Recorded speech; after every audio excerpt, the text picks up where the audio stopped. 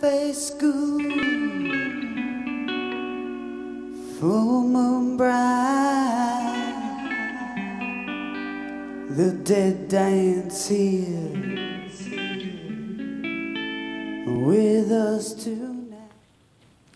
Lately I've seen that a couple poleros are trying to knock espiritismo and saying that it was not original for Africans to be using European Allan Kardec's spiritualism, which mixed with things in the New World, which mixed with indigenous and African traditions. But I don't really see what the point is, because all the African religions mixed with European and indigenous things in the New World. So even Palo, and probably their Palo branches that they follow even more so than, say, Mayombe. And some of them are saying that there is no crowning the dead, that's a scam, but that's not true.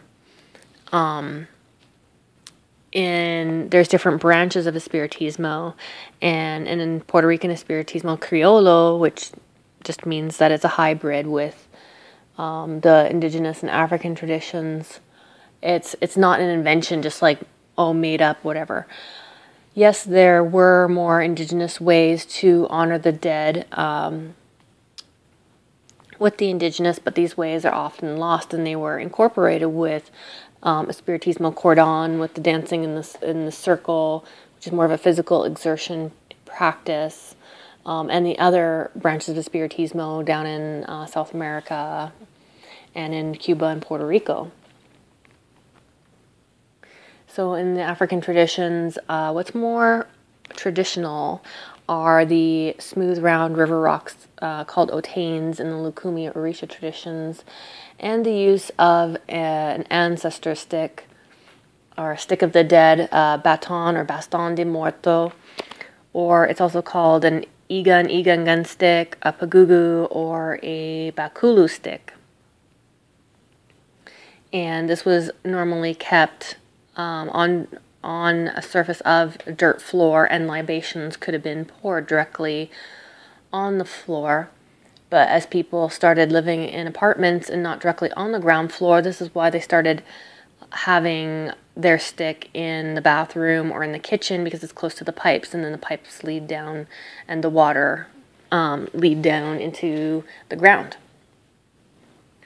So some people still do have a white table in the Lucumi Ocha traditions, Orisha traditions, and then they'll approach their guides there like a tableau spiritual, because a lot of people keep two white tables, one to their guides, one to their ancestors.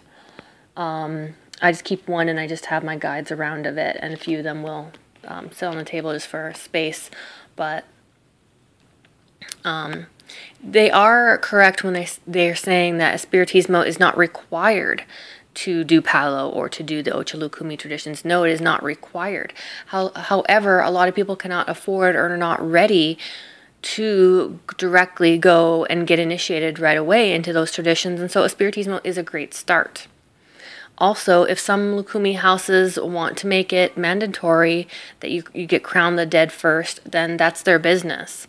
It's not a ripoff. They can be a little bit more educational and be a bit clearer about what they're doing and what they do in their house and why they want that done that certain way.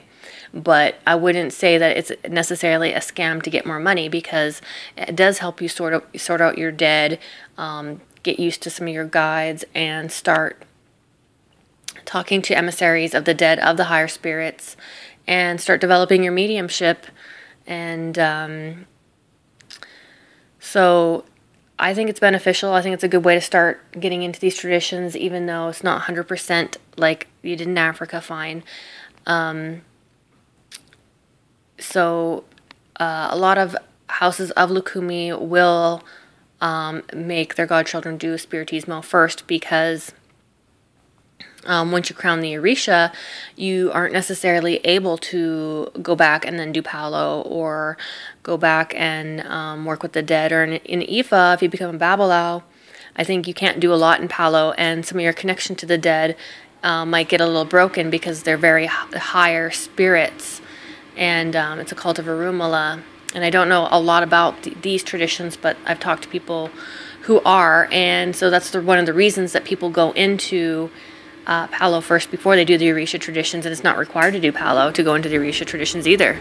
It's just, this is one of the reasons that people do go into cults of the dead first and crown the dead first, or get scratched first, because later some of the Orisha might have taboo about working with the lower spirits. So I hope that clears things up, and a lot of people will say half-truths about things and are not in certain traditions, and then when you talk about them, then out comes confusion or not in the entire picture of what should be said about things like espiritismo and in relation to African religions.